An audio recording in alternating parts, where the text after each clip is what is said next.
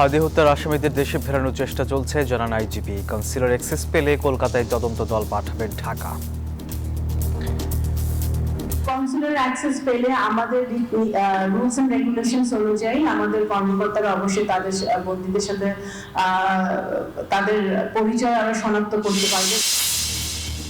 মুস্তফাকে সর্বোচ্চ নেতা ঘোষণায় ক্ষুব্ধ ট্রাম্প। চলছে পাল্টাপাল্টি হামলা। মধ্যপ্রাচ্যে নিহত 4 বাংলাদেশের পরিবারে শোকের মাতম।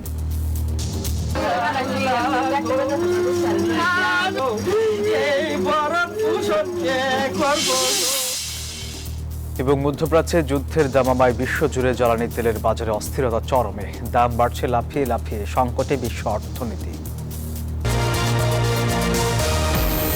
স্বাগত প্রবাসের সংবাদে আপনাদের সাথে আছি আমি সোহাগ বক্স। দেখছিলেন বিআরবি কেবল সংবাদ শিরোনাম।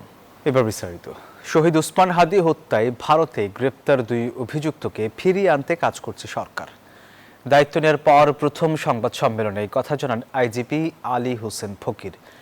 আর পররাষ্ট্র প্রতিমন্ত্রী শামা উবায়েদ জানিয়েছেন, হত্যার অন্যতম প্রধান অভিযুক্ত ফয়সাল করিম মাসুদ এবং তার সহযোগী আলমগীর হোসেনকে ফেরাতে কনসুলার অ্যাক্সেসের সুবিধা চেয়েছে ঢাকা। গেল বছরের 12 ডিসেম্বর রাজধানীর পুরানা পল্টন বক্স কালভার্ট এলাকায় নির্বাচনী প্রচারণা চলাকালে গুলিবিদ্ধ হন ইনকিলাব মঞ্চের সাবেক মুখপাত্র ওসমান হাদি। পরে উন্নত চিকিৎসার জন্য সিঙ্গাপুর নেওয়া হলে সেখানেই মারা যায় সে। শহীদ হাদির খুনি শুটার ফয়সাল ও মাসুদ কখনো দুবাই থেকে, কখনো বা অজ্ঞাত স্থান থেকে সামাজিক যোগাযোগ মাধ্যমে ভিডিও বার্তা নানা প্রশ্নের জন্ম দেয়। 3 মাস পর সোমবার হাদি হত্যার ঘটনার মূল অভিযুক্ত ফয়সাল করিম মাসুদ ও তার সহযোগীকে গ্রেফতার করে ভারতীয় পুলিশ। পশ্চিমবঙ্গের বনগাঁও থেকে তাদের গ্রেফতার দেখানো হয়। পরে তাদের 14 দিনের রিমান্ডে নিয়েছে পশ্চিমবঙ্গ বিশেষ পুলিশ ফোর্স। সোমবার প্রথম মিট দ্য প্রেসে হাদি হত্যা মামলার আসামিদের বিষয়ে খোলাসা করেন নতুন আইজিপি আলী হোসেন ফকির। জানান, গ্রেফতারকৃত আসামিদের দেশে ফিরিয়ে আনার চেষ্টা চলছে। কূটনৈতিক চ্যানেলে ফরেন মিনিস্ট্রি থেকে তাদের সাথে যোগাযোগ হয়েছে, তারা এই ব্যাপারে কার্যক্রম গ্রহণ করছে। হয়তো অচিরেই ইনশাল্লাহ আমরা দেখতে পারবো তারা বাংলাদেশে আমরা আনতে সক্ষম। এদিকে পররাষ্ট্র প্রতিমন্ত্রী শামা উবায়েদ জানান, 2 আসামিকে কূটনৈতিকভাবে ভারত সরকারের সাথে বন্দি বিনিময়ের চুক্তির আওতায় ফিরিয়ে আনতে ব্যবস্থা নেওয়া হবে।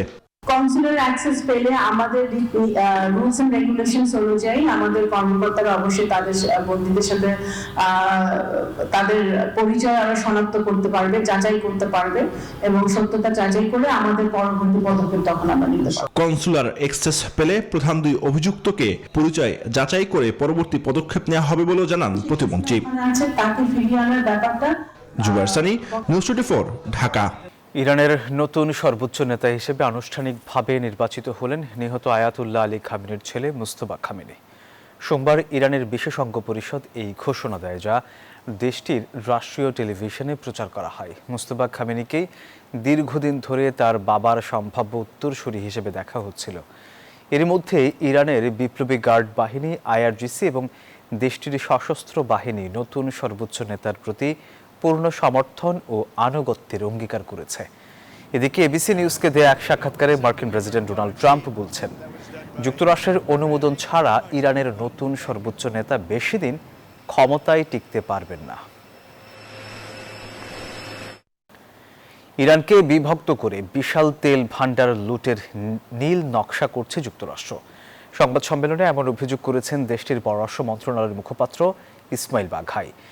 এদিকে এই যুদ্ধ বন্ধের সিদ্ধান্ত নেতানিয়াহুর সঙ্গে যৌথভাবে নেয়ার কথা জানান ট্রাম্প। এর মধ্যেই সংকট নিরসনে মধ্যস্থতার লক্ষ্যে সৌদি আরব সফর করছেন চীনের মধ্যপ্রাচ্য বিষয়ক বিশেষ দূত। এই পরিস্থিতির মধ্যেও ইরানের উচ্চ পদস্থ কর্মকর্তাদের লক্ষ্য করে আবারও হামলা চালাচ্ছে ইসরায়েল। ইরানের তেল ডিপোর আগুন পুরোপুরি নিয়ন্ত্রণে আসেনি, তবু আগ্রাসন থামাচ্ছে না যুক্তরাষ্ট্র ইসরায়েল। আবাসিক স্থাপনা থেকে শুরু করে সবখানেই চলছে লাগাতার হামলা। এরই মধ্যে দেশটির উচ্চ পদস্থ নেতাকর্মীদের হত্যা করতে মরিয়া ওয়াশিংটন, তেল আবিব। আবারও তাদের নিশানা করার হুঁশিয়ারি দিয়ে চলছে হামলা। এই পরিস্থিতির মধ্যেই যুক্তরাষ্ট্রের বিরুদ্ধে বড় অভিযোগ আনলেন ইরানের পররাষ্ট্র মন্ত্রণালয়ের মুখপাত্র ইসমাইল বাঘাই।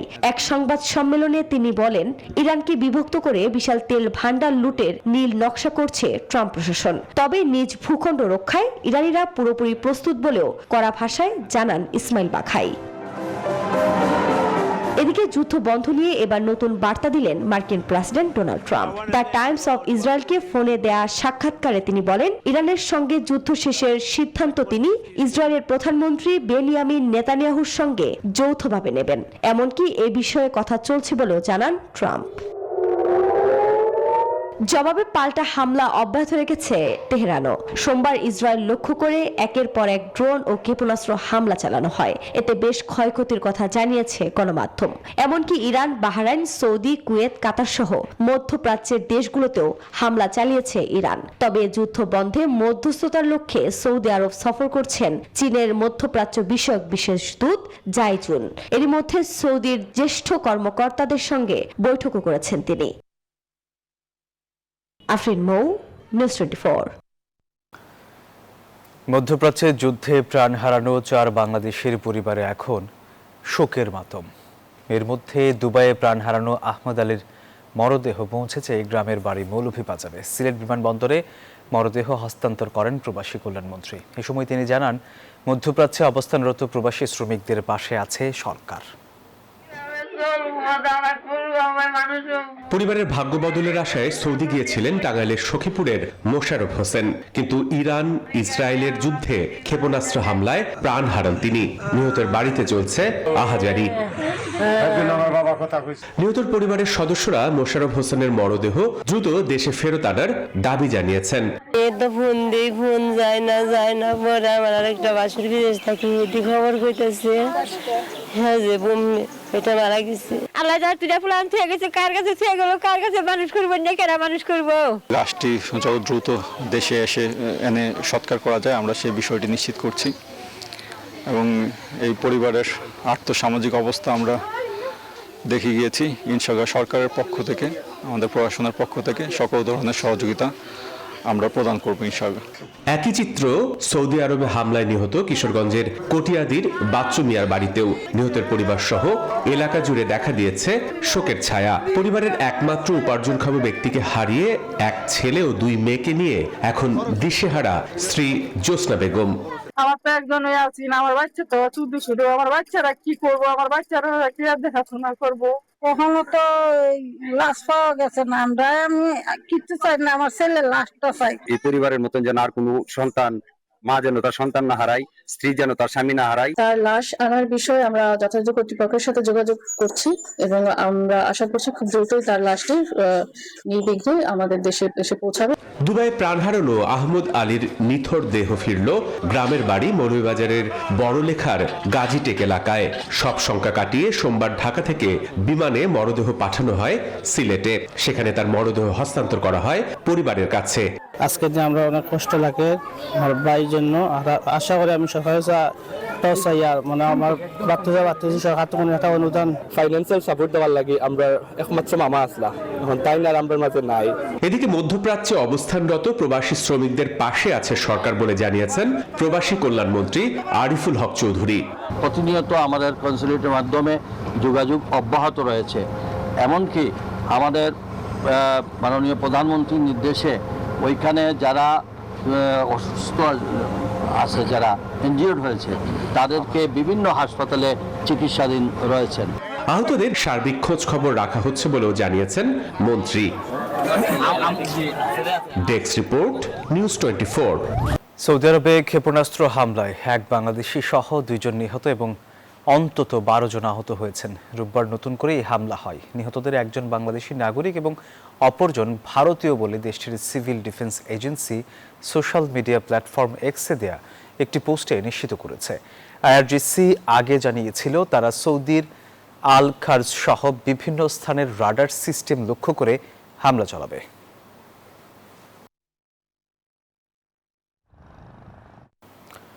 মধ্যপ্রাচ্যে ইরানকে ঘিরে যুদ্ধ পরিস্থিতির কারণে বিশ্বজুড়ে তেলের বাজারে অস্থিরতা চরমে। দাম বেড়ে 2022 সালের পর সর্বোচ্চ পর্যায়ে উঠেছে ব্রেন্ট ক্রুডের ব্যারেল $111 ছাড়িয়েছে।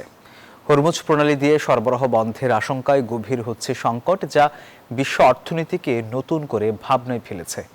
সৌদি আরবের বাড়তি উৎপাদনও সামাল দিতে পারছে না পরিস্থিতি। যুদ্ধের ফলে সোমবার বিশ্ববাজারে লেনদেন শুরু হতেই জ্বালানি তেলের দাম এক লাফে প্রায় 20% বেড়ে যায়। আন্তর্জাতিক বাজারে ব্রেন্ট ক্রুডের দাম ব্যারেল প্রতি $111 ছাড়িয়েছে, যা গত কয়েক বছরের মধ্যেই সর্বোচ্চ। পাল্লা দিয়ে বেড়েছে মার্কিন তেলের দামও। এই দাম বাড়ার পেছনে মূল কারণ ইরানের সঙ্গে যুক্তরাষ্ট্র ও ইসরায়েলের চলমান সংঘাত। এর মধ্যেই ইরানের সর্বোচ্চ নেতার উত্তরসূরি ঘোষণার ঘটনা পরিস্থিতিকে আরও জটিল করেছে। ফলে বিশ্বের অন্যতম প্রধান তেল সরবরাহের পথ হরমুজ প্রণালী দিয়ে চালান বন্ধ হয়ে যাওয়ার আশঙ্কা তৈরি হয়েছে। বিশ্লেষকদের আশঙ্কা, সংঘাত দীর্ঘায়িত হলে বিশ্ব অর্থনীতিকে লম্বা সময় ধরে চড়া দামের ধাক্কা সামলাতে হবে। এর প্রভাব পড়বে সাধারণ মানুষের জীবনযাত্রার ওপর। শীর্ষ রপ্তানিকারক সৌদি আরব উৎপাদন বাড়ালেও তা বিশাল এই ঘাটতি পূরণের জন্য যথেষ্ট নয়, যা পুরো বিশ্বকে ফেলে দিয়েছে এক বড় সংকটের মুখে। Desk report, news 24। হিজবুল্লাহ নিধনের নামে লেবাননে নতুন করে হামলা জোরদার করেছে ইসরায়েল। হামলায় এখন পর্যন্ত 5 লাখেরও বেশি মানুষ বাস্তুচ্যুত হয়েছে। এক সপ্তাহে প্রাণহানি ছাড়িয়েছে 400। এর মধ্যেই দেশটির আবাসিক এলাকায় সাদা ফসফরাস ব্যবহার করে হামলা চালিয়েছে ইসরায়েল, জানিয়েছে হিউম্যান রাইটস ওয়াচ। লেবাননের আকাশ এখন বারুদের গন্ধে ভারী, সেই সাথে নতুন করে যোগ হয়েছে সাদা ফসফরাসের বিষাক্ত ধোঁয়া। হিজবুল্লাহকে সমূলে নির্মূল করতে হামলা জোরদার করেছে ইহুদিবাদী ইসরায়েল। তবে তেল আবিবের ক্ষেপণাস্ত্র আঘাত আনছে বেসামরিক অবকাঠামোতে, বলছে লেবাননের সমাজ কল্যাণ মন্ত্রণালয়। ইসরায়েলের হামলায় এখন পর্যন্ত 5 লাখেরও বেশি মানুষ বাস্তুচ্যুত হয়েছে। 1,17,000-এর বেশি মানুষ ঠাঁই নিয়েছেন সরকারি আশ্রয় কেন্দ্রে। অন্যদিকে লেবাননের জনস্বাস্থ্য মন্ত্রণালয় বলছে, গেল এক সপ্তাহে ইসরায়েলের হাতে প্রাণ হারিয়েছেন 4 শতাধিক মানুষ, যাদের মধ্যে রয়েছে 83 জন শিশু ও 42 জন নারী। বিশেষজ্ঞরা বলছেন, ট্যাঙ্ক, সাজোয়া যান আর বুলডোজার ব্যবহার করে দক্ষিণ লেবাননের নিয়ন্ত্রণ নিতে চাইছে ইসরায়েল। অন্যদিকে হিউম্যান রাইটস ওয়াচের গবেষক রামজি কাইস বলেছেন, আন্তর্জাতিক আইনের তোয়াক্কা না করে লেবাননের আবাসিক এলাকায় সাদা ফসফরাস ব্যবহার করে হামলা চালিয়েছে আইডিএফ। তার মতে এটি এমন এক রাসায়নিক যা বাতাসের সংস্পর্শে জ্বলে ওঠে এবং যন্ত্রণাদায়ক মৃত্যু ঘটায়। রনি আহমেদ, নিউজ 24। লেবাননে ইসরায়েলি আগ্রাসনের যুদ্ধ পরিস্থিতি নিয়ে বাংলাদেশিদের নিরাপদে থাকার আহ্বান জানিয়েছেন দেশটিতে নিযুক্ত বাংলাদেশের রাষ্ট্রদূত মোহাম্মদ আনোয়ার হোসাইন। এই ধরনের পরিস্থিতিতে আমরা আমাদের প্রবাসী বাংলাদেশিদের জন্য বাংলাদেশ দূতাবাসের পক্ষ থেকে ইতিমধ্যেই তাদের করণীয় সম্পর্কে তাদেরকে আমরা বিভিন্ন পরামর্শ এবং সতর্কতা বার্তা জারি করেছি। যুদ্ধ শুরু হওয়ার সাথে সাথেই তারা যেন একটা নিরাপদ আশ্রয়ে যেতে পারেন সে বিষয়ে তাদেরকে সতর্ক করা হয়েছে। এছাড়াও তাদের যে কর্মস্থল এবং তাদের যে আবাসস্থল, সেখানে আক্রমণের সম্ভাবনা থাকলে সেই সতর্কতা বার্তাগুলো আমরা তাদের কাছে পৌঁছে দেওয়ার চেষ্টা করছি।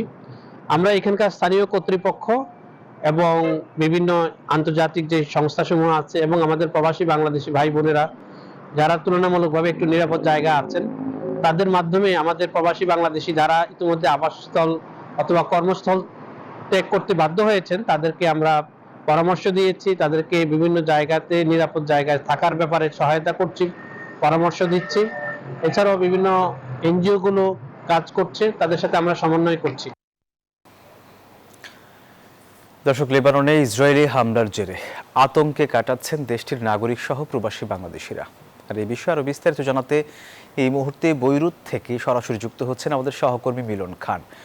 মিলন, লেবাননের পরিস্থিতি এখন কেমন? আর ইসরায়েল লেবাননের দক্ষিণাঞ্চলে অত্যন্ত বিষাক্ত সাদা ফসফরাস ব্যবহার করছে এমন অভিযোগ উঠেছে।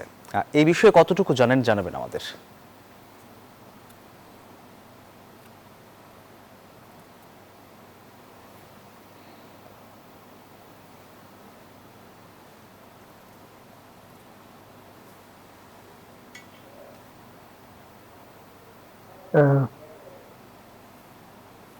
সোহাগ, ধন্যবাদ আপনাকে। যেমনটি বলছিলেন, আজ লেবানন কিন্তু দ্বিতীয় সপ্তাহ গড়ালো লেবানন যুদ্ধে, এবং ইসরায়েল লেবানন যুদ্ধে আজ অনেকগুলো ঘটনা কিন্তু ঘটেছে। প্রথমেই যুদ্ধের হতাহতের বিষয়ে যদি আমি সর্বশেষ লেবাননের স্বাস্থ্য মন্ত্রণালয়ের তথ্য মতে যদি বলি, তাহলে এখানে যেটি বলা হচ্ছে যে প্রায় 394 জন কিন্তু নিহত হয়েছে গত এক সপ্তাহের যুদ্ধে, যার মধ্যে 83 জন শিশু, এর মধ্যে 42 জন নারী এবং 9 জন উদ্ধারকর্মী কিন্তু রয়েছে, এবং আহতের সংখ্যা প্রায় 1160 জন বলে জানাচ্ছে স্বাস্থ্য মন্ত্রণালয়। জাতিসংঘের তথ্য মতে 7000 লোকের মতো বাস্তুচ্যুত হয়েছে, যাদেরকে নিরাপদ আশ্রয়ে অর্থাৎ অস্থায়ী আশ্রয় কেন্দ্রে 538টি আশ্রয় কেন্দ্র স্থাপন করে সেখানে কিন্তু নিরাপদ আশ্রয়ে রাখা হয়েছে। তবে এখানে কোনো বাংলাদেশি হতাহত বা নিহত হওয়ার খবর কিন্তু এখন আমরা পাইনি, এমনটি নিশ্চিত করেছে বাংলাদেশ দূতাবাস। সামান্য কিছু প্রবাসী কিন্তু আশ্রয় কেন্দ্রগুলোতে আশ্রয় নিয়েছে। বেশিরভাগ প্রবাসী কিন্তু লেবাননের দক্ষিণ অঞ্চল থেকে সরে এসে উত্তর অঞ্চলের বিভিন্ন পরিচিত তাদের আত্মীয় স্বজন কিংবা পরিচিত যারা রয়েছে তাদের আশ্রয়ে কিন্তু তারা রয়েছে। বড় ধরনের ক্ষয়ক্ষতি হলে তখন হয়তো এটির কার্যকর একটা ব্যবস্থা দূতাবাস গ্রহণ করবে, এমনটি বলা হয়েছে। তবে মিলন, আপনাকে ধন্যবাদ। সৌদি আরবের জেদ্দায় প্রবাসীদের নিয়ে ইফতার ও দোয়া মাহফিল অনুষ্ঠিত হয়েছে। এই সময় ইফতার মাহফিলে দেশ ও জাতির কল্যাণ, সমৃদ্ধি, অগ্রগতি কামনায় বিশেষ দোয়া ও মোনাজাত করা হয়। এই অনুষ্ঠানে উপস্থিত ছিলেন নূর ইন্টারন্যাশনালের চেয়ারম্যান মোহাম্মদ নূর সহ আরো অনেক গণ্যমান্য ব্যক্তিবর্গ। কানাডায় প্রবাসী বাংলাদেশিদের উদ্যোগে হয়ে গেল ঈদ মেলা। দেশটির ক্যালগারিতে হোয়াইট হর্ন কমিউনিটি সেন্টারে অনুষ্ঠিত মেলায় ছিল বাংলাদেশ সহ ভারত ও পাকিস্তানের বিভিন্ন পণ্যের সমাহার। শুধু প্রবাসী বাংলাদেশি নয়, নানা কমিউনিটির মানুষের উপস্থিতিতে মুখর হয়ে ওঠে মেলা প্রাঙ্গণ। কানাডা প্রতিনিধি লাইলা নুসরাতের তথ্যচিত্রে বিস্তারিত জানাচ্ছেন নীরব দাস। দুয়ারে করা নাড়ছে পবিত্র ঈদ উল ফিতর। ঈদকে সামনে রেখে জমে উঠেছে কানাডার ঈদ বাজার। এরই মধ্যে বহু সংস্কৃতির দেশ কানাডায় প্রবাসী বাঙালিদের ঈদ কেনাকাটাকে সহজ ও আনন্দ ঘন করে তুলতে বসেছে ঈদ মেলা। সর্বসাধারণের পদচারণায় মুখর হোয়াইট হর্ন কমিউনিটি সেন্টারে বাংলাদেশ কানাডা অ্যাসোসিয়েশন অফ ক্যালগারির উদ্যোগে আয়োজিত হয় এই মেলা, যেখানে বাংলাদেশ, ভারত ও পাকিস্তানের নান্দনিক পোশাক ও অলংকার ক্রেতাদের বিশেষভাবে আকৃষ্ট করে। এই ঈদ মেলার মাধ্যমে আমরা যে বাংলাদেশে বিশাল আমাদের গাউসিয়া মার্কেট, নিউ মার্কেট, যে আমরা ঈদের শপিংটাকে মিস করি, সেটারই একটু এখানে আমরা ফুলফিল করার চেষ্টা করে থাকি। বাংলাদেশি পোশাকে পুরো সাজানো গুছানো ছিল, প্রত্যেকটা দেখে মনে হলো যেন বাংলাদেশেরই একটা কোনো মিনা বাজার বা কোনো একটা মেলাতে আসছি, কোনো ডিফারেন্স মনে হয়। প্রোডাক্ট কোয়ালিটিও খুব ভালো ছিল।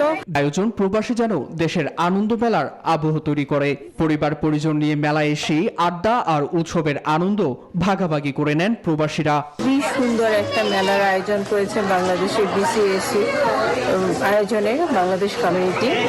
তো আপনারা সবাই চলে আসেন, খুবই সুন্দর, আমরা খুব ভালো করছি এবং লোকজন প্রচুর আমাদেরকে সাড়া দিচ্ছে। 22টি স্টল ছিল, 16টি ডিফারেন্ট ভেন্ডররা এসেছিল আজকের এই ঈদ মেলাতে, এবং এই ঈদ মেলাতে আমরা সারা দিন ব্যাপী সকাল 10টা থেকে রাত 11টা পর্যন্ত ঈদ মেলা অনুষ্ঠিত হয়েছে। আয়োজকরা জানান, বেচা কেনার পাশাপাশি প্রবাসে বাঙালি ঐতিহ্য ও উৎসবের সংস্কৃতি ধরে রাখতেই এই উদ্যোগ। একই সঙ্গে উপহার বিনিময় করে সামাজিক বন্ধনকে আরও দৃঢ় করাই তাদের মূল লক্ষ্য। Desk report, news 24। রাজধানীর মিরপুরে বহুতল বাণিজ্যিক ভবন এল প্লাজায় অগ্নিকাণ্ডের ঘটনায় 2 জনের প্রাণ গেছে। ভবনটিতে পোশাকের দোকান, বিউটি পার্লার, ব্যাংক সহ বিভিন্ন ব্যবসা প্রতিষ্ঠান ছিল। আগুন লাগার সময় সেখানে ঈদের কেনাকাটার জন্য এসেছিলেন অনেক মানুষ। পুলিশ জানায়, অগ্নিকাণ্ডের ঘটনায় আহত অবস্থায় উদ্ধারের পর হাসপাতালে নেওয়া হলে 2 জনকে মৃত ঘোষণা করেন। নিহতরা হলেন রাকিব হাসান ও অনন্যা। সোমবার দুপুরে মিরপুর 2 নম্বর স্টেডিয়ামের বিপরীত পাশে এল এ প্লাজা নামের ওই 10তলা ভবনের 3য় তলায় আগুন লাগে। ফায়ার সার্ভিসের 5টি ইউনিট 1.5 ঘন্টার চেষ্টায় বেলা 3:22 আগুন নিয়ন্ত্রণে আনে।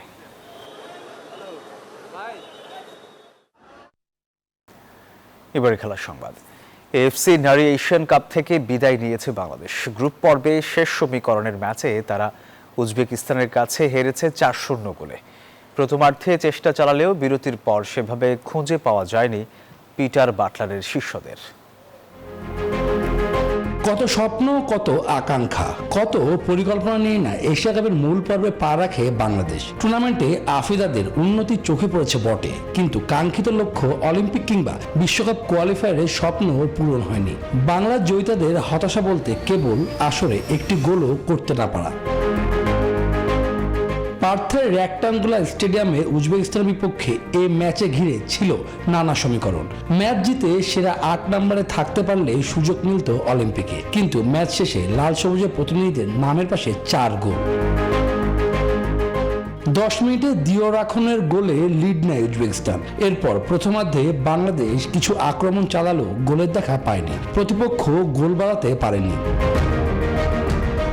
দ্বিতীয়ার্ধে বাংলাদেশের রক্ষণভাগ ধার হারিয়ে ফেলে। 62 মিনিটে স্কোরশিটে নাম লেখান দিলদার ও নজিমোভার। পরে তৃতীয় গোল করেন সেই দিলদারও।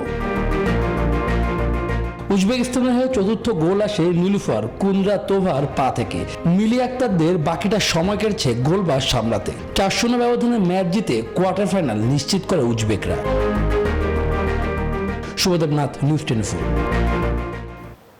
দর্শক, এই ছিল নিউজ 24 প্রবাসের সংবাদে। এতক্ষণ সাথে থাকার জন্য ধন্যবাদ সবাইকে।